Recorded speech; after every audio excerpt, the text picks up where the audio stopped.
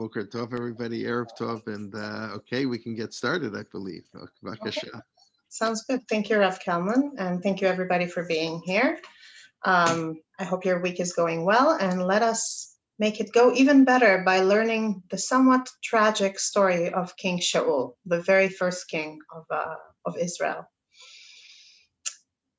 And here I'm going to give you a spoiler alert that the story of King Shaul, let's place ourselves.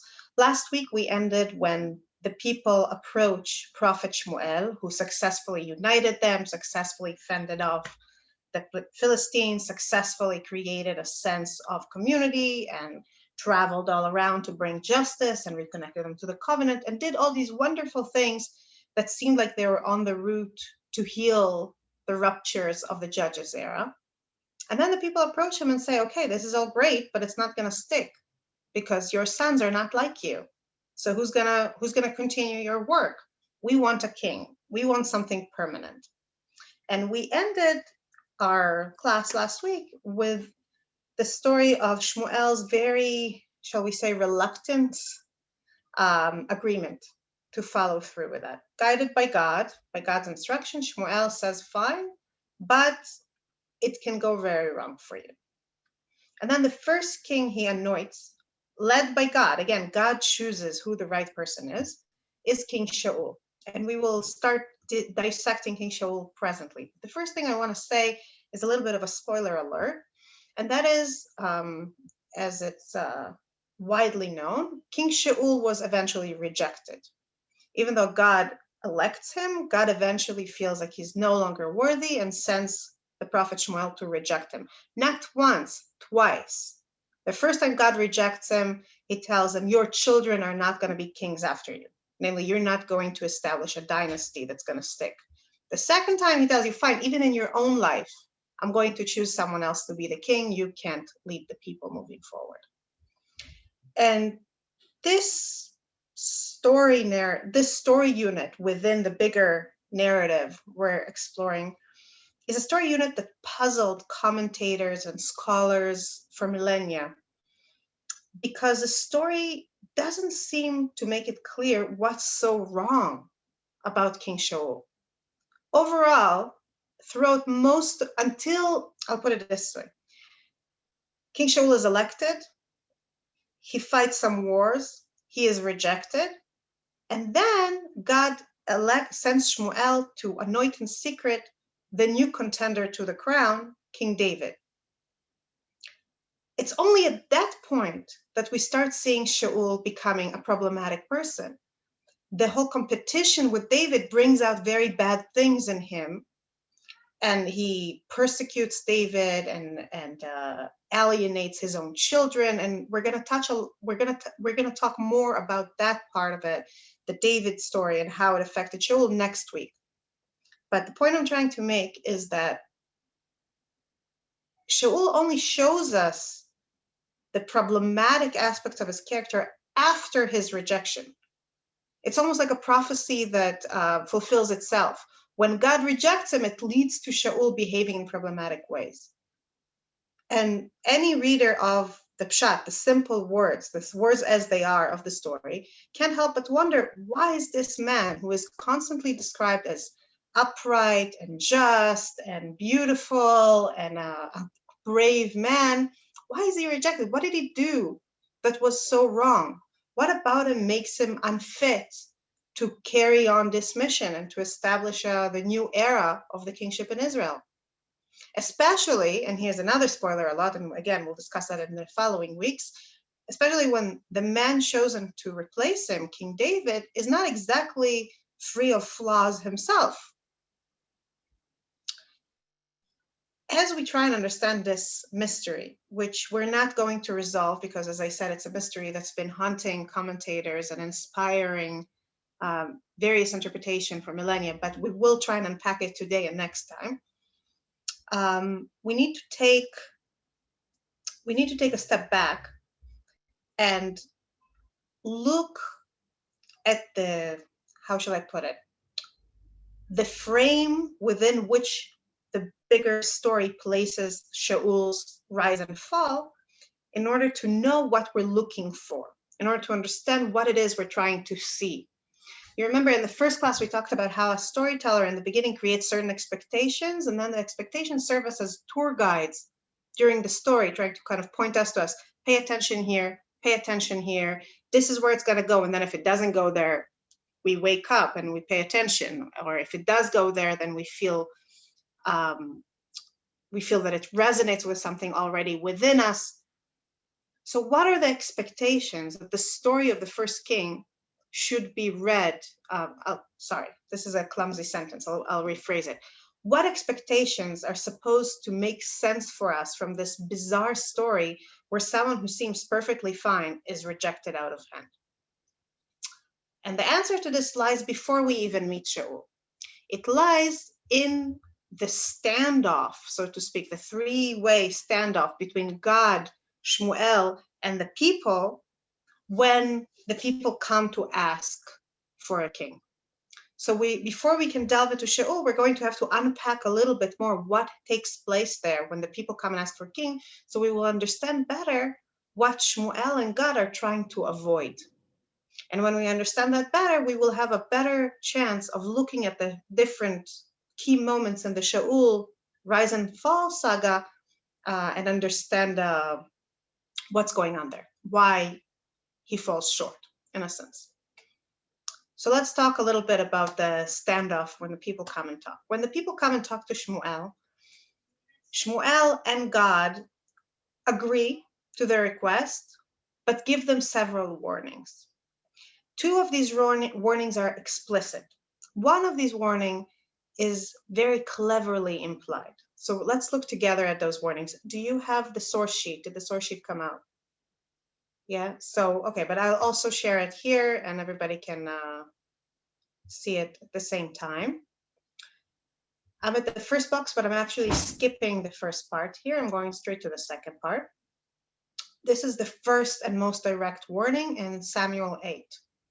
Samuel reported all the words of the Lord to the people who were asking him for a king. He said, "This will be the practice of the king who will rule over you. He will take a 10th part of your flocks, and you shall become his slaves. The day will come when you cry out because of the king whom you yourself have chosen, and the Lord will not answer you on that day."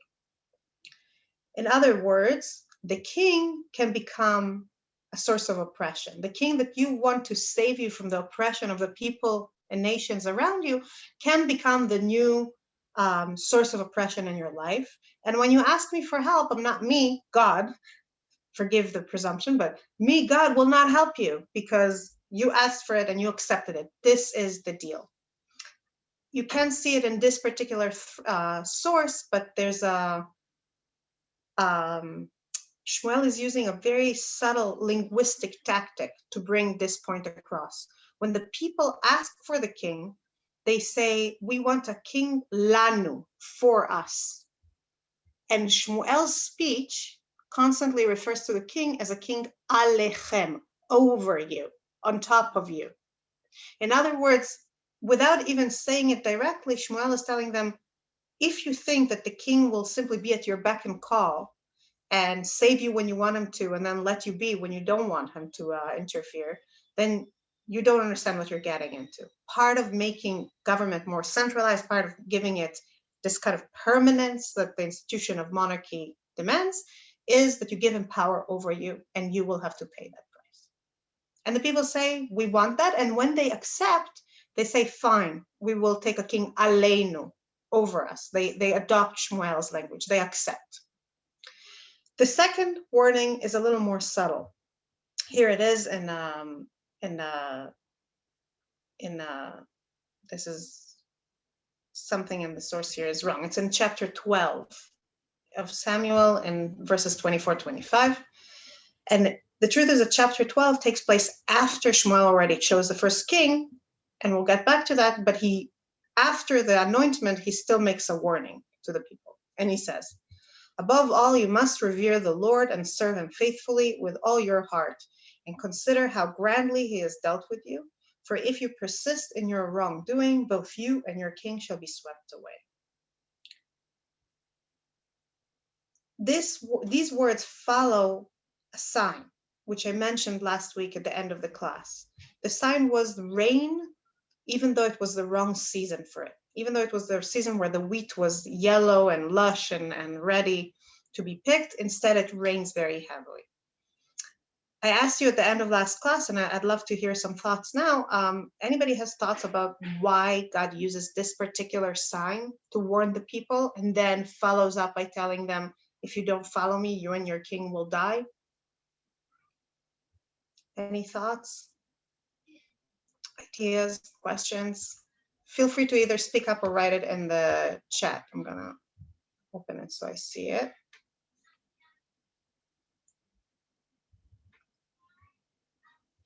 So I'm gonna suggest my interpretation if nobody else wants to speak up, but feel free to raise your hand electronically or write in the chat if you want to.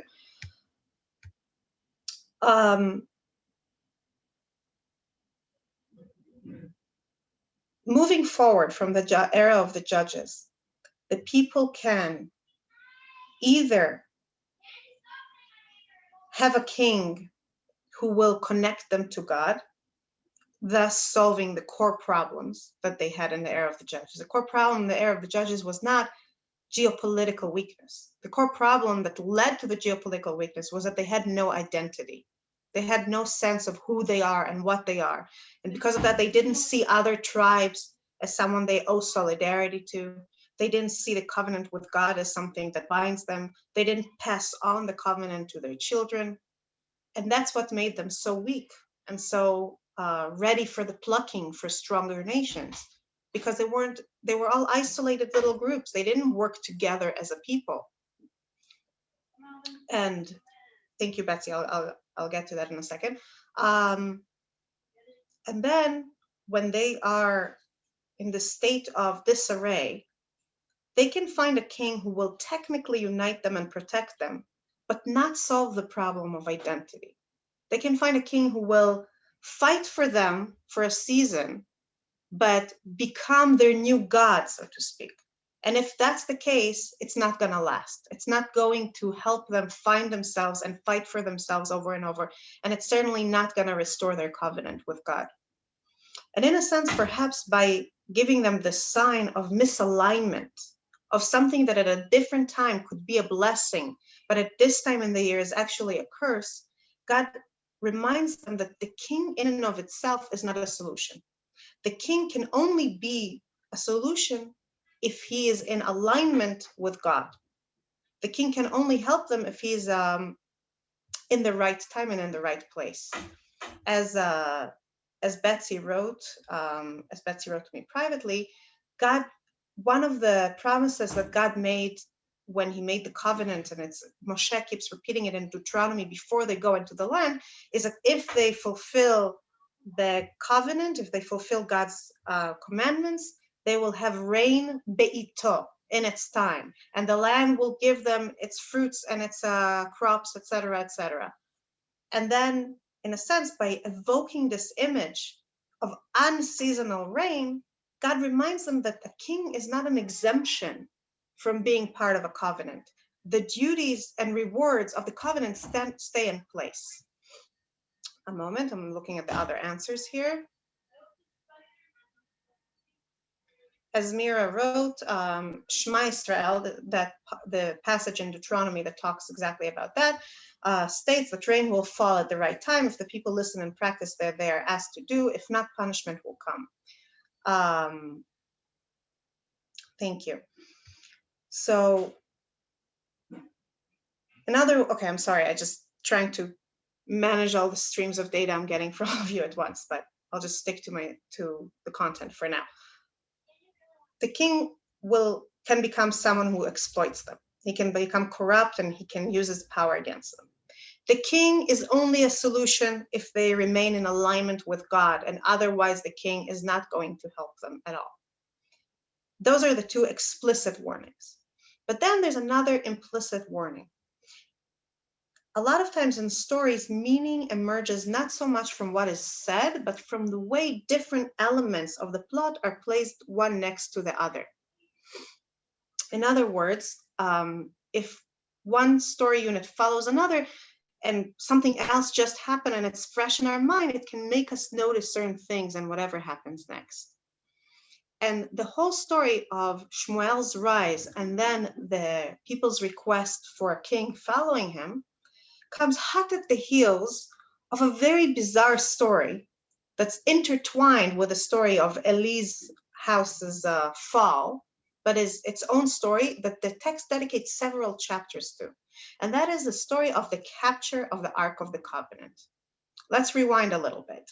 Eli's two sons, Hophni and Pinchas, those very problematic sons who exploited their position and definitely mistreated the people who came to the tabernacle, have the brilliant idea when they face battle with the Philistines to bring the Ark of the Covenant into the fray. And what happens is that the people of Israel, when they see the Ark coming into the battle, feel wonderful. And the Philistines feel terrible. There's a huge clamor, and the Philistines say, oh no, this is the God that killed the Egyptians and opened the sea and opened the river, and now it's coming here against us, and we have to rally up and fight against it. And the truth is, the speech that the Philistines give sound very heroic. They geared their loins and they're fighting against it, and they win. And they win. The people who placed their trust in the Ark of the Covenant somehow protecting them were wrong. Instead, the Philistines capture the Ark of the Covenant. And then the text goes into a very long story about, about how the Ark of the Covenant returned to Jewish control, but we're not going to go into that.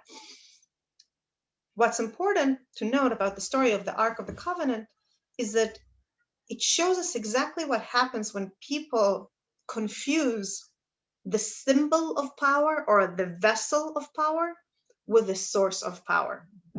The people thought that if they brought the vessel of power, which is the Ark of the Covenant, it will fight for them. Now, those people who brought it, they were corrupt people. They were bad people. It didn't occur to them that them not following God's will might mean that God will not follow their will in turn. They thought that if they hold the talisman, that's enough. That's all they need. In many ways, they thought like the idolatrous Philistines who respond to the ark with this horror, but it makes sense for the Philistines to think this way because they had idols they bowed to and brought sacrifices to. So it makes sense that when they see an actual object, they will say, oh no, this is an object of power. But for the Israelites to think that, the Israelites who were warned time and time again that what matters is their adherence to the commandment and their sense of covenant with God and their loyalty to God and not the things that they do. For them to think that is a big deal. The fact that we have this story and then immediately after that, the story of the people saying, give us a king and everything will be okay, should sound an alarm in our mind. Because it draws our attention to the fact that the king can become yet another vessel of power that's taken instead as a source of power. In other words, instead of seeing him as God's servant who helps the people and fights for them, the people might look at the king and say, he is the Messiah, he is the power, he can redeem us, he can help us. And because of that, stop following the covenant, lose God's favor, and lead to the point where, as the warning said, let's see it again, if you persist in your work doing, both you and your king shall be swept away. The king can only succeed at leading the people and at solving the problems of the judges era as long as he is a servant of the covenant, a vessel of the covenant, and not a replacement for God in the people's mind. The story of Shaul and everything that follows makes much more sense when we look at it in this context, when we understand that what's happening in the following chapters is Shmuel's attempts to navigate between the benefits of kingship and the dangers of kingship and create an institution of kingship that somehow gives the people stability, answer the people's needs in a geopolitical, socioeconomical sense, but also doesn't sever their connection with God and continues to serve their sense that God is the king, that really rules them.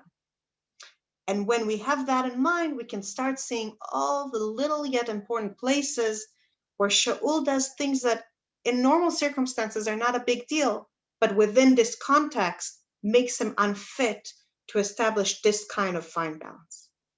So without further ado, let us delve right in. And since we can't, within one class really analyze everything the text offers us about Shaul, we're going to focus on 3 points in his life. His election, the moment when God chooses him and tells him, you're going to be the king. His rejection, and eventually the eve of his death. And we'll touch very shortly on each one and see what the storytelling can tell us about his problems and complexities and challenges. We're going to start with his election. We're going to go straight in. It's box 2 in the source sheet before you. And we're going to look at it here together.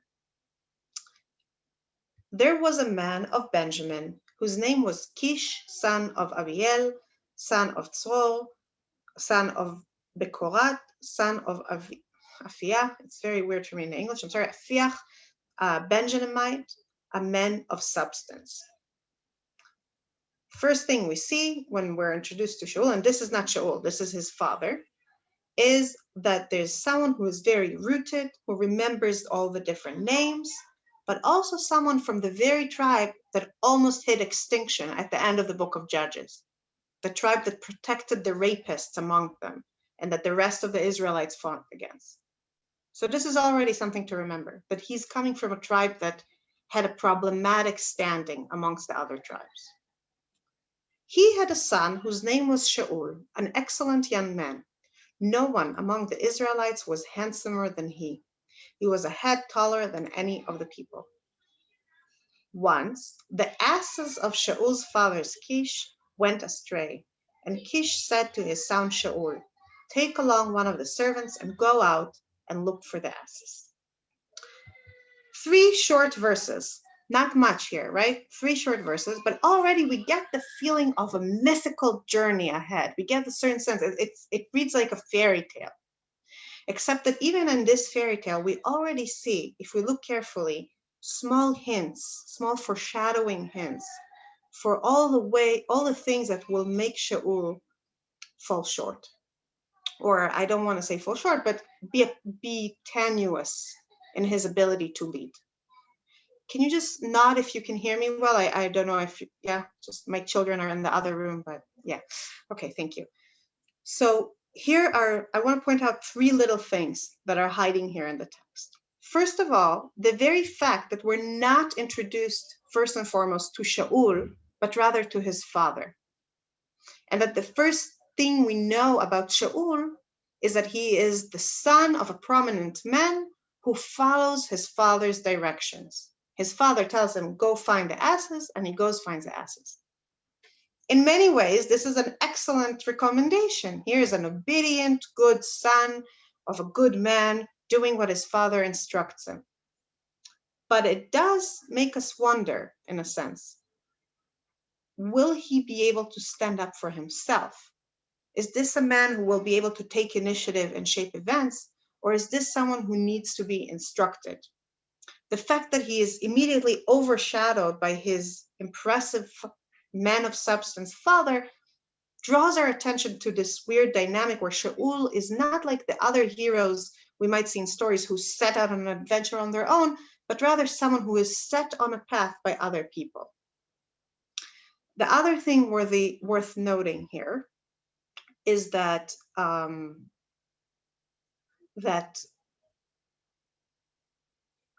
the first introduction we have to Shaul has to do with loss. It's a loss of asses. It's not a loss of life. It's just a loss of a property, a living property. And yet it's a loss of property, which means that immediately the entire story is colored with a question of why is the story starting with loss? What else will Shaul lose moving forward? And of course, there's a question of, will he succeed? It's one thing to have loss and then be the one who corrects it. If Shaul were to find the asses, we could say, here's a man who, when there's problems and things are and there's trouble or something gets lost or something is broken, he goes and fixes it. But spoiler alert, he doesn't. He goes out to find these asses and he doesn't find them. In the end, the asses are found by somebody else.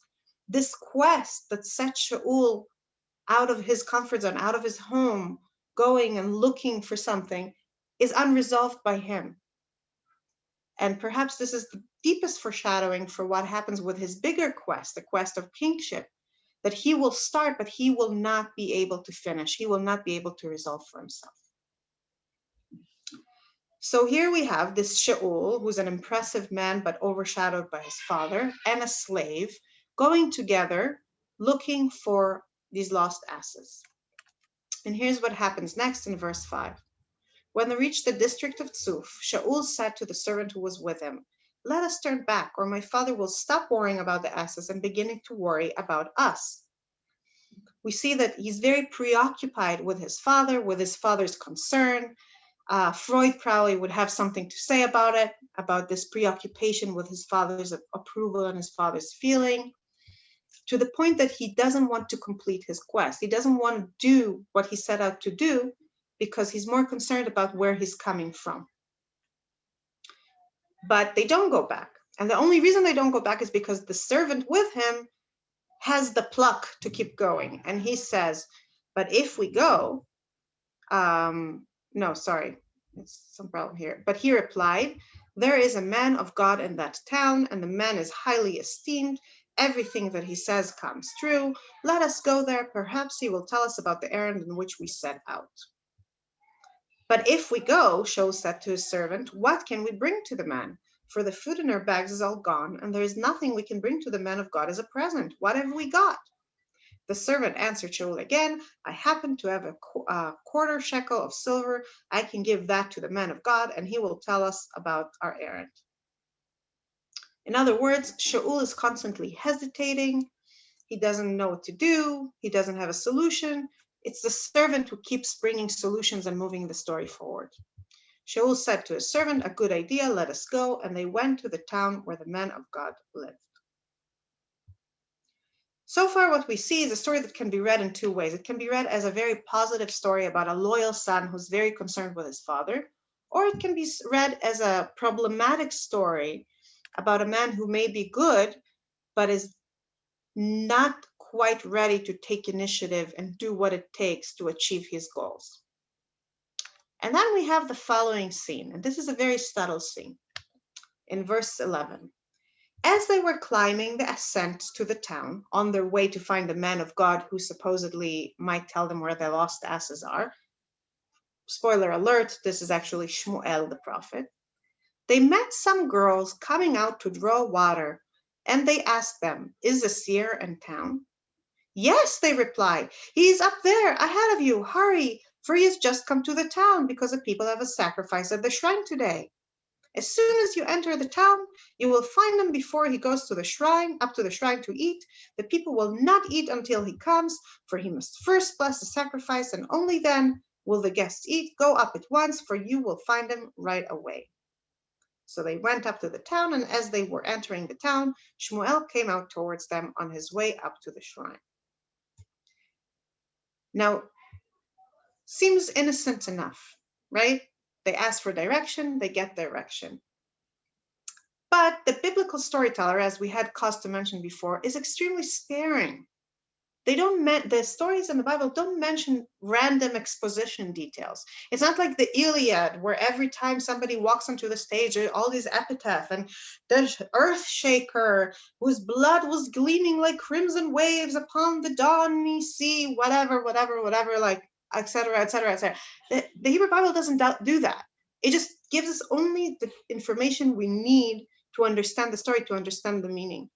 So why do we need to know about this encounter with the girls drawing water? Who cares? The point is, here's the man. We have the man who will become the king, and he has to go and meet the man who's going to tell him, "You're about to become the king," right? This is what's important here.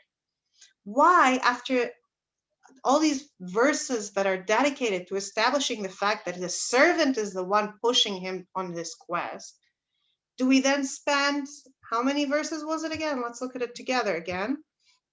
We spent 3 whole verses and lengthy verses. Look at verse 13 here in the Hebrew. It's a very long verse on this random encounter with these random girls.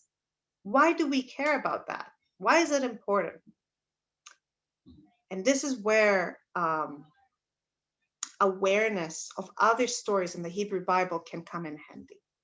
Because as David Alter and Ben Efrat point, 2 researchers who you can find in your source sheet later, we don't have time to read it in there, as they point out, there's a very common trope, or what Alter calls in his book about biblical narrative, type scene, a certain typical arrangement of elements that repeats itself in different stories, that has to do with betrothal of heroes early in their life. Many biblical heroes end up betrothed after meeting their spouses by a well. And each one of those stories is somewhat different. If you think about Yitzhak and Rebecca, the first couple to be married within the covenant of God, right? Avraham and Sarah enter the covenant together, but Yitzhak and Rebecca are the first couple to be married within it. They don't meet each other by a well, but Avraham's slave Eliezer does meet Rebecca by a well, and she runs and offers him water. And there's a lot of emphasis in that story about how she does it quickly and willingly, and she gives him water.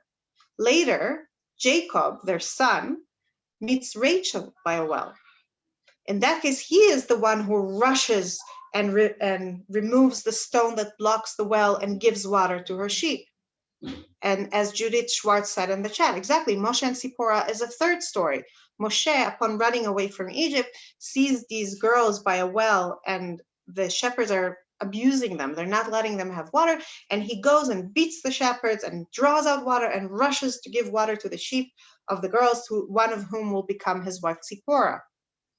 So when we read about this young man who is about to become the new king of Israel, and he's clearly on the beginning of his own heroic journey into becoming a man of stature, a man who shapes the Jewish story, and we see that he sees girls drawing water, we might be excused for thinking that what we're about to witness is a betrothal story, is a story of how he came to meet his future wife. We even hear about somebody rushing. In this case, we see the girls rushing to speak. They say, the girls are answering them, and then the girls are telling them, you should hurry up, go, go, go up, go up, go up at once, for you will find him right away, go, go, go. This is a scene of rushing. But instead of rushing to give water to each other and then become betrothed, the rush is to go elsewhere. And what we're seeing here is a scene that looks like it's about to become a betrothal scene, but then it's aborted, it's set aside. And this is a very ominous sign. It's ominous because what does betrothal mean? What does the union between a man and a woman means in the Hebrew Bible? From Eden, from the beginning of Genesis, when Adam wakes up and sees Eve for the first time, we see that in those moments of union between a man and a wife, there is potential for change. There's potential for growth. When Adam sees Eve, he stops calling himself Adam, Adam from the word Adama, earth, which is his origin, and he calls himself Ish, something else that connects him to the Isha, who's made from his rib. In a sense, he becomes more than just the origins he came from through his encounter with Eve. And then the biblical storyteller even tells us immediately after Adam and Eve come together, and this is why a man must leave his father and mother and cleave unto his wife, and until they become one flesh. This becomes the model. Something about marriage, or something about this encounter between two individuals, a man and a wife, allows people to leave what they were behind and become more than that. Whether it's the earth in Adam's case, or our mother and father in most of humanity's case. I mean, Adam didn't have mother and father, obviously. But in some way, it means that we can become more than we were. It's like we're a caterpillar and now we become a butterfly. So for Shaul to almost get that experience, and all the elements in the scene tell us this is what's about to happen, but then not get this experience, leaves us with this heavy feeling that here is a man who has great potential, but he doesn't go through something crucial. Something remains locked from him or within him. He is not quite where he should be.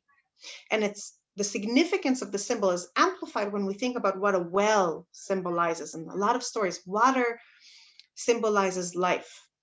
And a well symbolizes a place that life can come forth. A clogged well, a covered well, is a place where there's a problem. Life is somehow held back.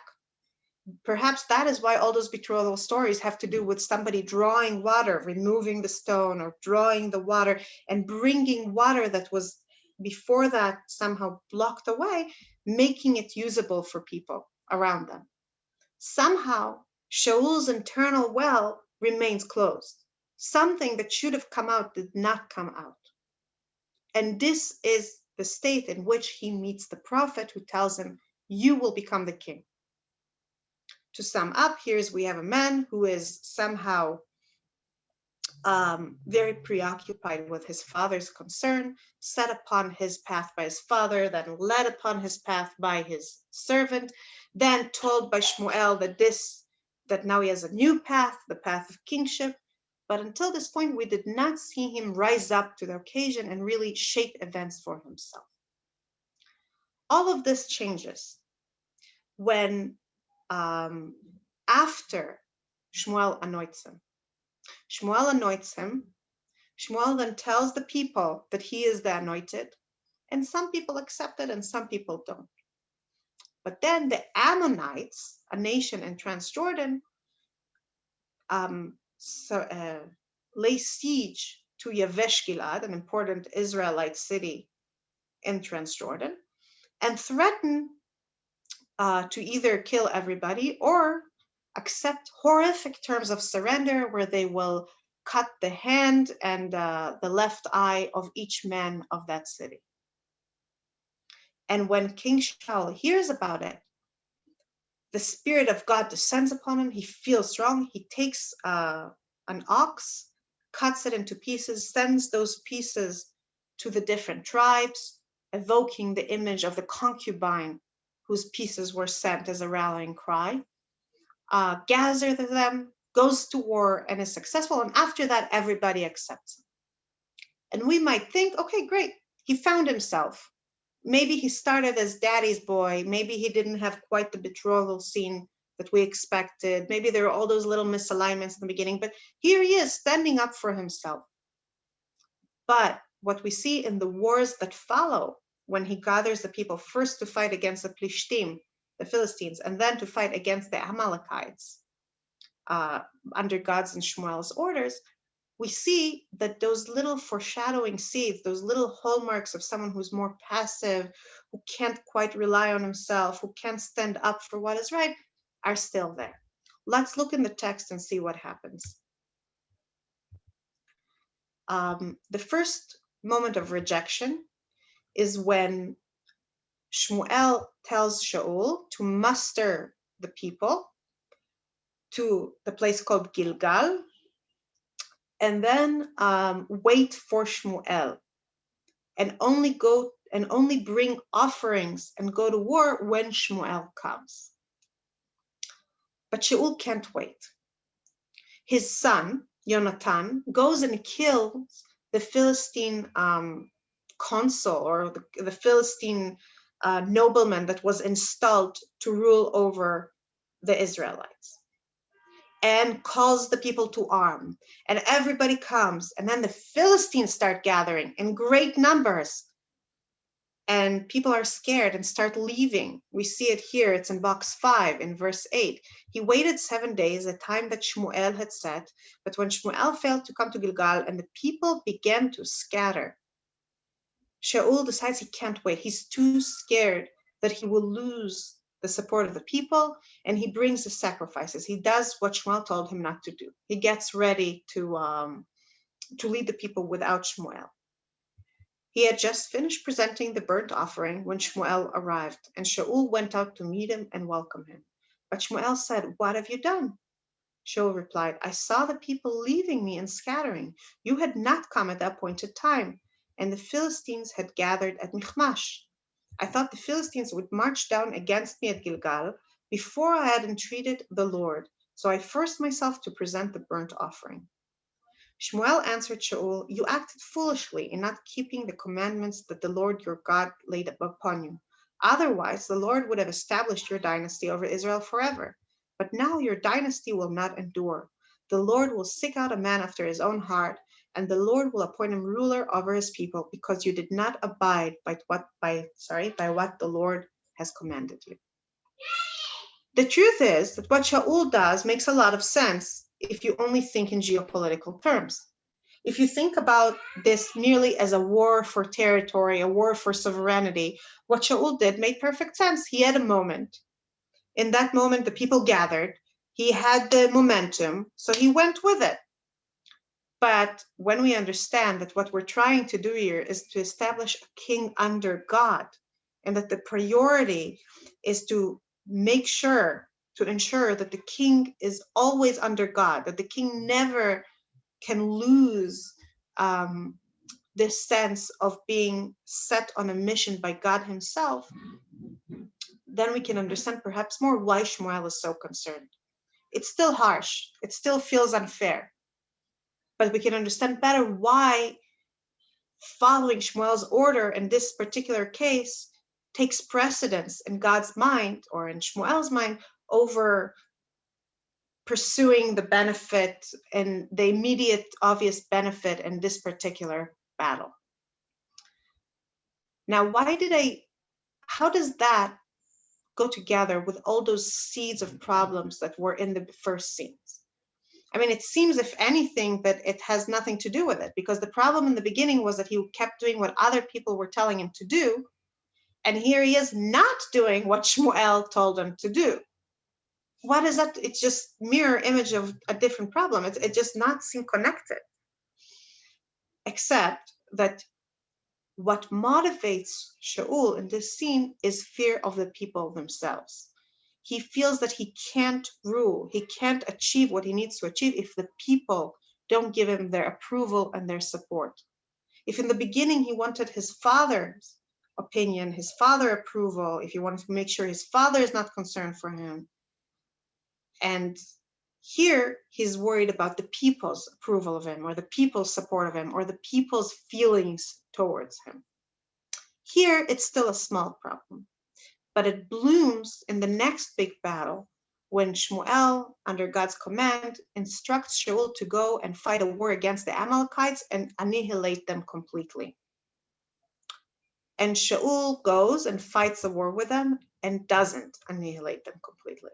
He famously leaves their king, Agag, alive, and some of their sheep.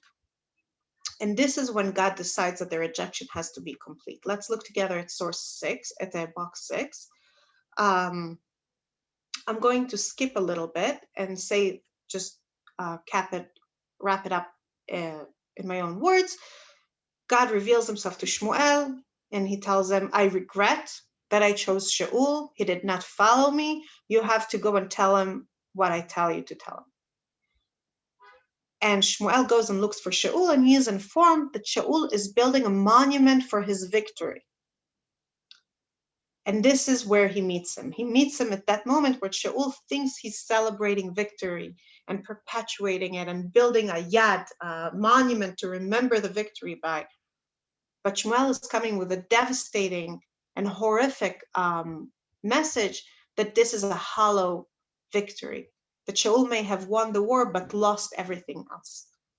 And here is what happens when they meet. I'm in verse 13. When Shmuel came to Shaul, Shaul said to him, "Blessed are you of the Lord. I have fulfilled the Lord's command." "Then what," demanded Shmuel, "is this bleating of sheep in my ear and the lowing of oxen that I hear?" And this is where the problems begin. Shaul answered, "They were brought from the Amalekites, for the troops spared the choicest of the sheep and oxen for sacrificing the Lord your God, and we prescribed the rest. Immediately, Shaul places responsibility not in his own hands as the high commander of the people, but rather on the troops. Oh, it's the troops. They did it, and they did it with good intentions. It's okay, but the troops did it. Shmuel rejects this reasoning. And Shmuel said, you may look small to yourself, but you are the head of the tribes of Israel. The Lord anointed you king over Israel, and the Lord sent you on a mission saying, go and proscribe the sinful Amalekites, make war on them until you have exterminated them. Why did you disobey the Lord and swoop down on the spoil in defiance of the Lord's will? Now, second, instead of accepting responsibility, Shaul once again doubles down on his mistake. He does not understand. He says, but I did obey the Lord. I performed the mission on which the Lord sent me. I captured King Agag of the Amalek, and I proscribed Amalek. And the troops took from the spoil some sheep and oxen, the best of what had been prescribed to sacrifice to the Lord your God at Gilgal. In other words, he doesn't see what he did wrong. He thinks that by taking these animals to sacrifice to God, not only is he relying on the people, not only is he saying, oh, it's their choice, not mine. They wanted it. They chose it. He also doesn't understand that by going against God's will, he's not going to procure God's favor. These sacrifices that are brought against God's explicit instructions are not going to make God happy with him and with the people. And this is exactly what Shmuel says. But Shmuel said, does the Lord delight in burnt offerings and sacrifices as much as in obedience to the Lord's command? Surely obedience is better than sacrifice, compliance than the fat of rams. This goes back to that story about the ark being taken into battle. Shaul made the same mistake that Chofni and Pinchas made earlier in the story, in the book. He thought that the form, the vessel, is more important. He focused on the vessel, in this case, the sacrifice, not the ark itself. The sacrifice to God as important to the point that he blinded himself to what makes sacrifice meaningful in the first place, which is that it's part of a covenant where we obey God's command. Outside of this covenant, in fact, in opposition to this covenant, the sacrifices don't mean anything. And in a sense, if we take a step back, this is a devastating metaphor for Shaul himself, who is full of good intentions, just like those sacrifices, but acts against God's instructions and removes himself from the covenant he is supposed to uphold. And this is the moment where Shmuel tells him that because you rejected the Lord's command, he has rejected you as king. And this is the moment when Shaul makes perhaps the most devastating confession, and the confession in which we can hear the echoes of that boy who was sent on a quest by his father. Shaul said to Shmuel, I did wrong to transgress the Lord's commands and your instructions, but I was afraid of the troops, and I yielded to them. Please forgive my offense and come back with me, and I will bow low to the Lord. Just as God accused him through Shmuel, he was small in his own eyes. Shaul had a double problem. He thought he can succeed without obeying God outside of the context of the covenant, but he also couldn't stand up for what's right when he was under pressure from other people. And those two failings that in other circumstances could have been fine, could have been small issues, in the context of the first man whose job is to create a kingship under God, are not acceptable. And Shmuel says, I can't go with you because you rejected the Lord's command and the God rejected you. And as Shmuel turns to leave, Shaul grabs the corner of his robe, it tears, and Shmuel tells him, here in verse 28, the Lord has this day torn the kingship over Israel away from you and has given it to another who is worthier than you. This knowledge, this fact will tear Shaul from within and change him. And we will see glimpses into that next week, even though we're going to focus on David, on that other who is chosen in his place. We will see how Shaul fares as David rises to power, and as David slowly, David's rise and Shaul's fall are intertwined. So we're going to talk about that more next time. But today I want to jump straight ahead, past all those difficulties Shaul and David are going to have with each other, to the moment when Shaul's death is upon him. Because it is at this moment that precedes his demise, that we see both Shaul's greatness, but also, in a sense, the culmination of these problems that we saw from his moment of election onwards. And we see it as Shaul stands on Mount Gilboa in the north of Israel, with his people gathered around him, and he is watching the Philistines gathered for battle below him in the valley. And he sees that there's many, many tens of thousands of them, and he feels like he has no hope. He looks at this huge camp of people, and he starts looking for counsel. He starts asking people for the word of God. He starts begging people for help, but nobody has any guidance for him. Shmuel is dead, and in fact, Shmuel didn't talk to Shaul from the moment that he told him that the kingship is torn from him. No other prophet is there to help him. No priest is there to help him, because at a previous moment, which we will touch upon next week, Shaul, in his rage, in his jealous rage, kills an entire city of priests because he thinks they support David instead of him. So he has no help from any priest to give him a message from God. And so he decides to do something illicit. He decides to go and consult a medium, something that it goes explicitly against God's orders, who says, "Machshefa lo techayu," thou shalt not let a witch live. Thou shalt not allow a witch to live.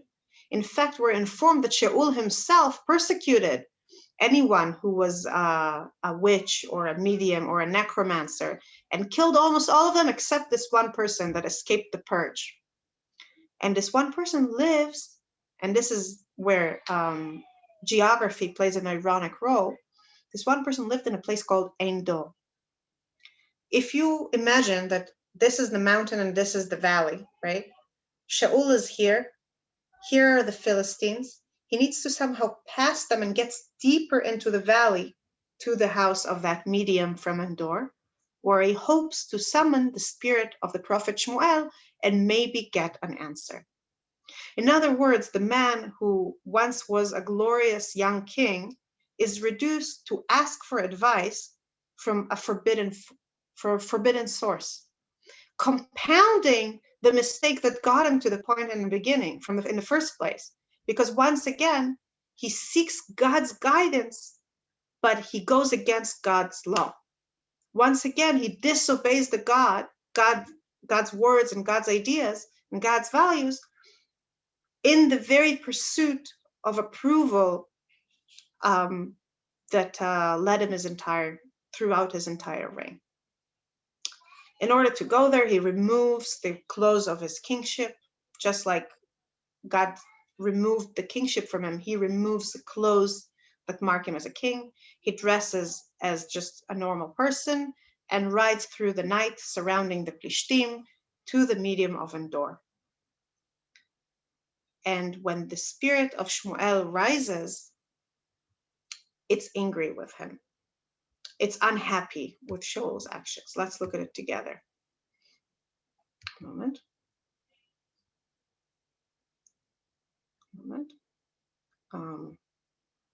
Here we are. I'm in source 8, in box 8 in the second source. Shmuel said to Shaul, "Why have you disturbed me and brought me up?" And Shaul answered, "I am in great trouble. The Philistines are attacking me, and God has turned away from me. He no longer answers me, either by prophets or in dreams. So I have called you to tell me what I am to do." Now, these words that are bold here, "I am in great trouble," in Hebrew, what it says is "tsar li me'od," which literally means it's very narrow for me. I think a better translation here would be, I am in dire straits. He feels locked. He feels like the walls are falling on him. He has no way out. And once again, he does what he did throughout his life. He looks for somebody to tell him what to do. Once upon a time, it might have been the living Shmuel, or as we saw in those wars where he disobeyed Shmuel, it was the troops that wanted certain things from him, or his father, or the servant who said, no, no, no, we should keep looking for the asses. Once again, Shaul looks for someone to tell him of a way out. But this time the answer is negative. Shmuel said, why do you ask me, seeing that the Lord has turned away from you and has become your adversary? The Lord has done for himself as he foretold through me. The Lord has torn the kingship out of your hand and has given it to your fellow, to David, because you did not obey the Lord and did not execute his wrath upon the Amalekites. That is why the Lord has done this to you today. Farther, the Lord will deliver the Israelites who are with you into the hands of the Philistines. Tomorrow your sons and you will be with me, and the Lord will also deliver the Israelite forces into the hands of the Philistines. This is quite the devastating statement. You remember that Shmuel's first prophecy, we mentioned it last time, Shmuel's first prophecy was telling Eli that his house is about to fall. Shmuel's last posthumous, post-death prophecy is telling Shaul that his house is about to fall. The tragedy of Shmuel, the prophet, is that he loved Eli and he loved Shaul, and yet he was the bearer of such horrible news for both of them. What does Shaul do when he hears this horrible message? What does he do when he hears that there's no way out? He falls down. At once, Shaul flung himself prone on the ground, terrified by Shmuel's words. Besides, there was no strength in him, for he had not eaten anything all day and all night. In Hebrew, the word is not flung himself, it's vayipol, he fell. Almost a poetic way of summing up the fall of someone who used to be of great stature, but now all of the stature is all lying on the ground, helpless to change events. I want to point out here two things, because we said before that Shaul has a dual problem in his kingship.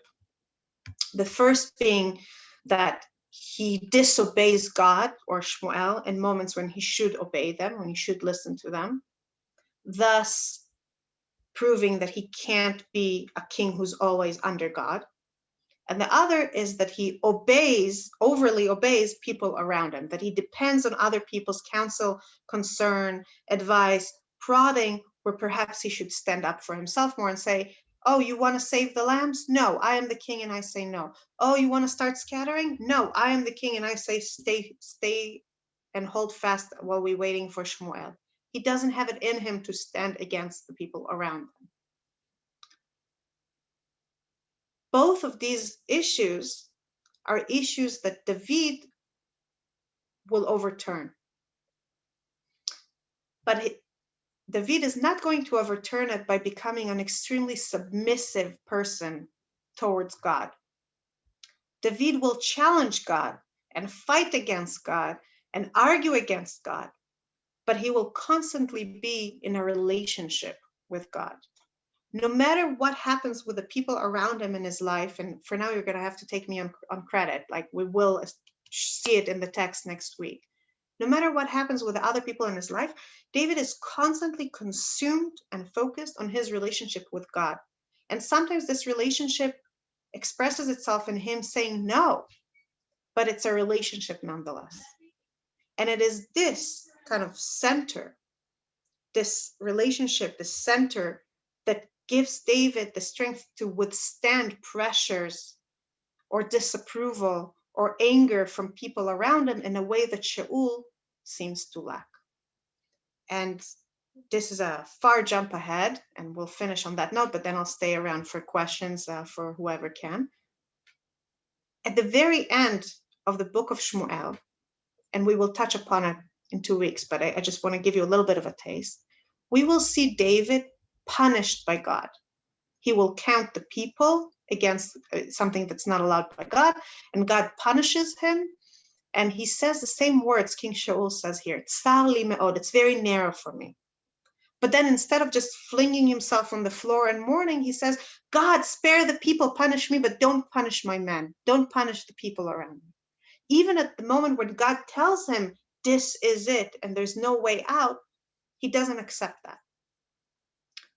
And that's exactly what Shaul fails to do.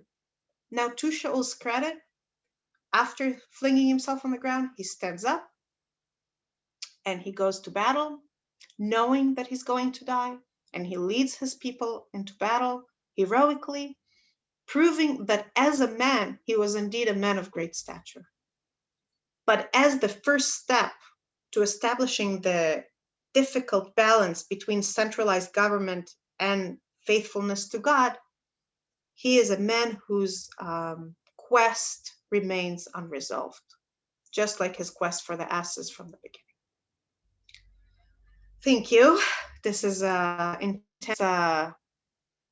intense theme. I'll share with you on a personal level that Shaul is one of my favorite characters in all of Tanakh, and I can't.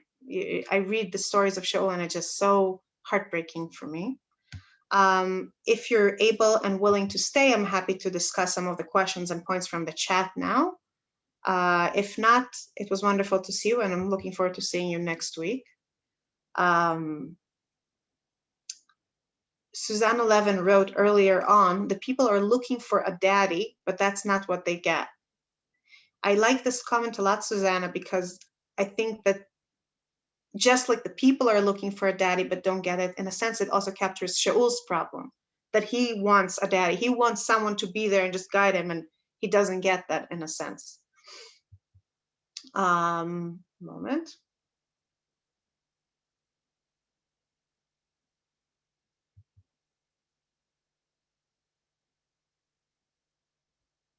iPad pointed out that when Eli's sons carried the ark into battle, it could be, I think, if I understand your comment correctly, that they carried it more as a talisman, like Moshe's raised hands when the people fought against Amalek in the desert. Moshe raised his hands, and every time he raised his hands, they won, and whenever he put down his hands, they lost. And the question is, what? His hands are magical? No, it reminds them to think of God. And you're right, it could be like that. If we want to be very charitable, we could interpret it that they're bringing the ark not because they believe the ark has magical powers, but because they believe that the ark will make the people think of God and fight better. It's a little hard to adopt this interpretation because of their consistent disregard to God's will in the chapters leading up to that moment, and because of a whole other issue that has to do with allusions to other stories, which sadly I can't get into. You're welcome to write me an email and I'll be happy to discuss it with you more at length. But I'll give you a hint. It has to do with the story of Rachel stealing her father's idols. Moment. Susanna Levin pointed out that there seems to be an emphasis on Shaul's physical appearance. And you're right, and this will be a counterpoint in a sense to David's physical appearance that is underwhelming, apparently. And God will tell Shmuel, but we will see that next week, that God tells Shmuel, when Shmuel sees David, well, yeah, you're only seeing him with the eyes of flesh, but I see to the heart, and that's what matters. Andy Gann pointed out a really nice point, which is that also Joseph's story starts when he is sent on an errand by his father. And I think it's a really interesting comparison for two reasons. One, Joseph stands up for himself in ways that Shaul doesn't. It's almost like a mirror image of someone who starts on a quest by his father, but then finds his own feet versus someone who doesn't quite find his own feet. But the other deeper, beautiful theological parallel between these two characters is that both of them become the leader, the first leader amongst their brothers, in a sense, amongst their people, but their leadership doesn't last. In the big battle of who's going to be the leader of the sons of Jacob, of the sons of Israel, Joseph is the first to be a leader because he is the viceroy of Egypt. but he is not the one chosen to be the leader by the father moving forward, but rather Yehuda. And there's this idea in Jewish thought, and the sages talk about it, the Midrash talks about it, and then later thinkers and philosophers talk about it a lot, that Yosef and in general, the sons of Rachel, Yosef and later Shaul, who is from Benjamin, the other son of Rachel, they have Malchut Sha'ah. They have kingship for a while. But Malchut Ledorot, kingship for generations, something that can last, has to come from the tribe of Yehuda. Make of it what you will, in the context of what we're talking about, just like Joseph was extremely capable, but wasn't able to establish ongoing leadership, so Shaul is extremely capable in some ways, but something stops his leadership from being something that can continue moving forward.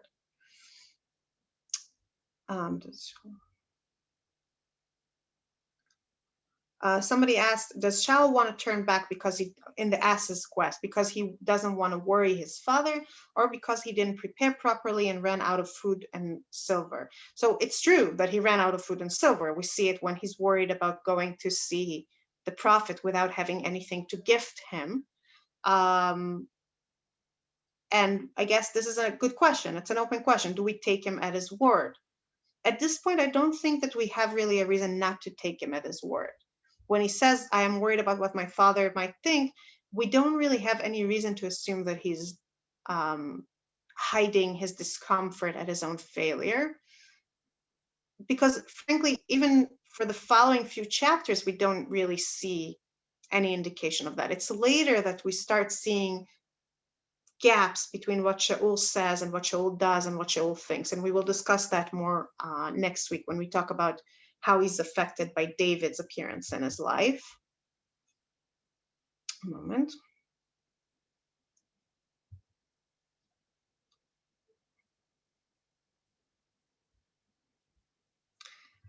Eli Paso made a wonderful point that when Shaul meets those girls by the well and they tell them to hurry up and go and see the prophet, they point out that the people cannot eat from the sacrifice until Shmuel arrives and blesses it. And in a sense, this foreshadows, and I'm reading from Ali's words, Shaul's first sin when he fails to wait for Shmuel for the sacrifices. This is a beautiful point. Thank you for pointing it out.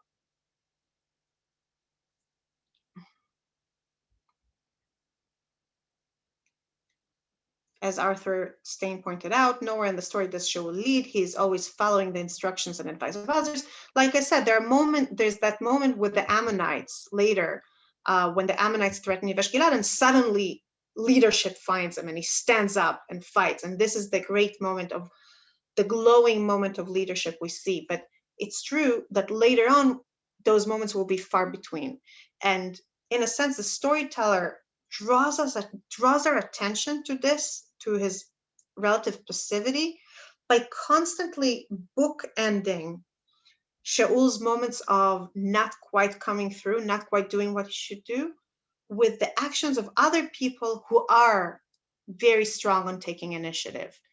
All the stories of his battles with the Philistines are surrounded by stories of his son's actions. His son Yonatan goes out of his way, takes initiative, turns the table on the Philistines in all kinds of daring and sometimes problematic ways even, while Shaul is there waiting and hesitant and not sure what to do. Later on, David will come to step into this role of being the one who takes initiative, who says, I will go and take on a giant and fight against him. And Shaul is the one who hesitates and stays back. And so the story doesn't just show us Shaul being hesitant, it surrounds him with people who takes initiative to draw attention to it. It just draws attention to it by way of contrast. Norm Finkelberg asked a very, very difficult question. He asked, is it possible that Shmuel unconsciously sets Shaul up for failure by delaying his arrival? This is a question that troubles me a lot, because it really seems that Shmuel sets him up for failure. Shmuel makes these unbelievable demands. Wait for me. Do it exactly like that. Oh, you didn't listen. Oh, why did you wait? Why did you not wait? It really feels like he can't succeed. And yet, he could succeed. Meaning, whether Shmuel delayed his arrival on purpose or not on purpose, the choice of what to do was always in Shaul's hands. In a sense, it's reminiscent of a different moment of delay, the moment of famous delay that led to a famous sin at Sinai, when Moshe is a little bit delayed, or at least the people think he is delayed coming down from Mount Sinai, and they gang up on Aaron and tell him, build us a new God, because the God that took us out of Moshe is dead, and we need someone instead of him. We need a leader. We need someone instead of Moshe. Build us a God. And Aaron tries to delay them, but eventually creates a golden calf for them. And there too, when Moshe comes and says, Aaron, what did you do? He says, the people, the people pressured me. The difference, of course, is that Aaron is not a king. Aaron is not expected to be the leader at this point in the story. He has a secondary leadership, a very important point of balancing out Moshe and being the priest and being someone who brings peace and harmony to the people. He has a lot of very important roles, but Shaul is supposed to be the leader. Shaul can't afford a mistake of following the people's whims, of being moved by the fact that somebody is like, he can't lose his nerve in this way. So whether Shmuel set him up for failure or not, the fact is that he did fail. The fact is that he lost his nerve when the people disapproved and were scared and started scattering. And I see Betsy caught on to that difference of the similarity to the calf. Just a moment.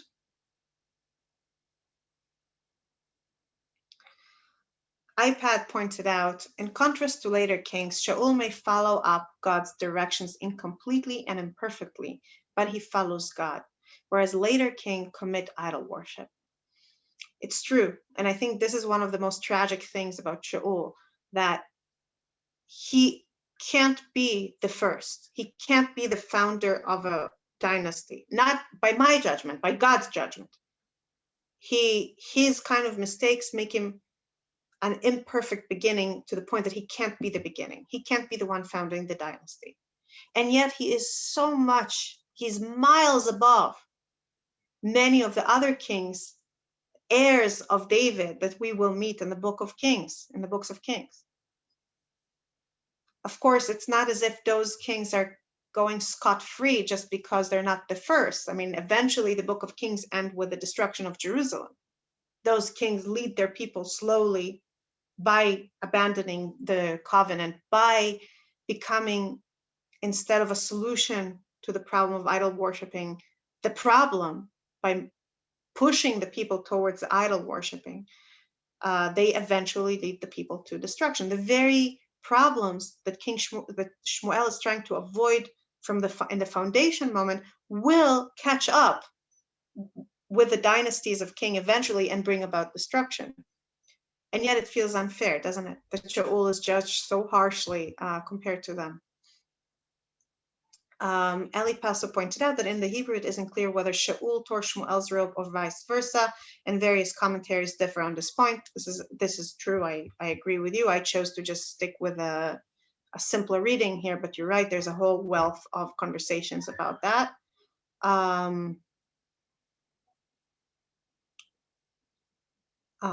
Linda Hepburn wrote that she's wondering about the ass's theme. Sounds as if his father has sent him on a wild goose chase. And asses, are they worth risking for? So it does not seem to me as if it's such a big risk. He's not sending him alone. He's sending him with another servant. And asses, I assume, were valuable beasts of labor. But I agree that there is. It's certainly a window into a world that's very hard for us to relate to, where asses are wandering and you need to go and look for them, and you ask people, and you describe the ass, you say, oh, it's brown with a white dot. How do you even go about that? I think it's just to answer the question of whether there's something whimsical or not about it, we need to know more about the reality of life at the time than we do. Okay, one more question and we have to wrap up. Elana Lubin wrote, when the ark is taken in the days of Eli, a person from Shevet Binyamin comes to Eli to tell him the news. We read it last week and we saw how Eli falls off and dies when he hears this news. Rashi, points out Elana, says that this man who came from battle was Shaul. It seems to connect to Shaul's failure to learn the lesson from that war. This may foreshadow Shaul's failure even before we meet him formally. I like that interpretation, and I would add to it and say that it also foreshadows his greatness. It shows that he is dedicated. It shows that he serves his people faithfully. He runs all the way to bring the news. And it's not just news, and this is something important to remember. It's also a warning, because if the Philistines won the big battle, where is the next place they're going to go? Probably to Shiloh itself, to the ritual center, and attack there where it's going to hurt the most. It's not just idle news. It's a warning to get out, in a sense. It's a warning that whatever stood between Shiloh and the Philistines, namely the Israelite camp of men of war, collapsed. It's no longer there. You're unprotected. And yet, perhaps there's also a foreshadowing of, I don't know if for failure, but that somehow his failure will be similar to the failure that led to the loss and defeat in that war first. So I said I'll finish here, but there's one more point. Yerachmiel Lulkin asks why Shaul is a favorite character of mine, and I feel like this will be a good, I can't really not tell you that. So first of all, I mean, favorites and love are irrational, right? It's not, I can't fully answer this question. But I think that Shaul particularly evokes pain for me and sympathy for me because he's a great man. He's really a good person. That moment when he rallies the people to fight against the Ammonites is a moment of great heroism and great solidarity. And what's the difference between that and King David? It's the same spirit. Even his failures are very human, are very easy to relate to. Being overwhelmed when the people under your command are running away is not exactly such a shocking development. It's a very human thing to feel overwhelmed by. Making a decision not to wait for Shmuel, is that really such a big deal? David will make similar decisions left and right and just take initiative on his own. All these things make Shaul so beloved by me, so dear to me, because they make him someone who struggles with falling short, who struggles with having good intentions but not being able to follow through on them, of having good tendencies but having other tendencies that trip him up in key moments. Even his jealousy of David that will eventually wrap the good things about him and turn him into a much more bitter and dangerous person is something we can relate to. Who wouldn't feel jealous if they're doing their best and then someone else comes and without even trying does so much better than them? So I guess as a person who's struggling with life and who's trying to make the best and, be a good person and rise to the occasion, but sometimes feel hesitant or confused or doesn't know what's the right way to turn, Shaul is someone I can deeply relate to, and someone whose fate is deeply moving for me. And I guess this is the best answer I can give to this very difficult question. So thank you very much. And next week, we're going to follow David's ascent, and we will have to revisit some of the same stories from a different perspective, but we will also go past Shaul's death and see how David becomes a king, how David really becomes the king of Israel. Thank you very much, and may you have a wonderful rest of the day and rest of the week. Thank you. Yeah, we all have our favorites, and in Tanakh and rabbinic literature, and thank you very much. Okay, we look forward to next week. Just besides our regular classes, just to point out, I sent out yesterday or this morning actually that Thursday, Rabbi Jonathan Ziering will be starting a 5-part series on Shemitah as a window into the understanding of the relationship between like Torah law and rabbinic law. That's this Thursday at 12:15 following Shuli Mishkin's class. The Parsha Shir this week will be given by Rivka Freundlich of Montreal, a Yoetzet Halacha.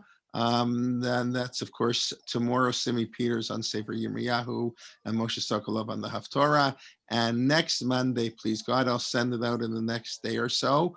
Shira Mervis is beginning a series on Torah scholars from the Islamic world. We had the interview with her a few weeks ago, was appointed the Rosh Kehillah Nefrat, and her family is a Moroccan family originally, so we thought that would be a nice, going to have a 6-part series on rabbinic figures, their halakhic approach, their historical, the context, their historical context, their communal leadership from 6 figures from the Islamic world. So that will start Monday at 11 a.m. That will be before Alex Israel class on Lord Jonathan Sachs, which is, of course, at 12:15. So those are some of the extra classes. And next Wednesday, Marty Luxian, who's been on, want to call it a summer break for a month, is returning. He'll continue his class next week at 11 a.m. on Pshat Rush and Halacha. So and then, of course, this Sunday is our medical ethics program. I really encourage you you don't have to be a doctor. You can take a look. It's really a fantastic program with some of the top people in the field. I mean, Eddie Reichman, Avram Steinberg, David Pelkowitz, Aaron Glatt, Mark Trash, Lori Novak. We got a wonderful day. It's all morning and then in the evening. And then next Sunday, the 18th, we'll have probably about 7 hours straight for our Tisha B'Av program. So you can join us. Yeah. We're starting for the Israelis. I asked for so we have 3 people from Israel speaking. So 2 wanted to speak while it's still Tisha B'Av, if we pass the fast, whatever. And 1 wanted to speak after it was Tisha B'Av in Israel. And then, so we're going to start at 11. Actually, Shuli Mission is going to give a class at 11 on Beit Rishon, obviously themes related to Tisha B'Av. Menachem Leibtag will speak at 12. We'll post the schedule probably within a day or 2, but we did this last year also. So let's start earlier this year. So have a full day program on Tisha B'Av, and we look forward to learning with you. And everybody should be well, like you say, and Rachel, you don't have to listen to all the announcements. It's nice if you do. It's impressive. It is impressive. I thank you. You should invite your friends. That's what I tell everybody. Invite a friend to come. Let people know. Word of mouth, that's the best way. So if you enjoy the classes, please invite your friends. If you don't enjoy the classes, please tell me why. And then you probably won't tell me why. You probably won't come. But if you don't, let me know what we can do to make them even better. But please do invite your friends. And we look forward to learning with you. And everybody have a wonderful day. Erev Tov, Laila Tov, Tzarayim Tovim, whatever time zone you happen to be.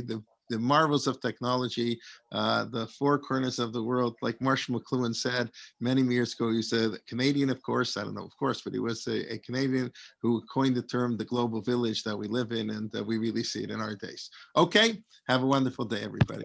Bye-bye.